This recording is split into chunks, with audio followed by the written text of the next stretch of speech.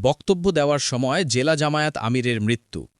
মুফতি আমির হামজাকে হত্যার হুমকির প্রতিবাদে বক্তব্য দেওয়ার সময় কুষ্টিয়া জেলা জামায়াত ইসলামীর আমির অধ্যাপক আবুল হাশেম হৃদযন্ত্রে আক্রান্ত হয়ে ইন্তেকাল করেছেন। ইন্না লিল্লাহি ওয়া ইন্না ইলাইহি রাজিউন।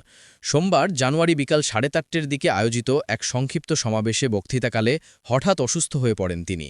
পরে হাসপাতালে নিয়ে গেলে চিকিৎসক মৃত ঘোষণা করেন। অধ্যাপক আবুল হাশেম পোড়াদহ ডিগ্রি কলেজের অধ্যাপক ছিলেন। তিনি দীর্ঘদিন ধরে ইসলামী আন্দোলন ও শিক্ষাক্ষেত্রে সক্রিয় ভূমিকা পালন করে আসছিলেন। প্রত্যক্ষদর্শীরা জানান, কুষ্টিয়া ৩ সদর আসন থেকে জামায়াত ইসলামীর মনোনীত সংসদ সদস্য প্রার্থী মুফতি আমির হামজাকে হত্যার হুমকির প্রতিবাদে বক্তব্য রাখছিলেন তিনি। এ সময় হঠাৎ দুর্বল হয়ে মঞ্চে বসে পড়েন। তাৎক্ষণিকভাবে তাকে কুষ্টিয়া শহরের মান্নান হার্ট ফাউন্ডেশনে নেওয়া হয়। সেখানে চিকিৎসক তাকে মৃত ঘোষণা করেন।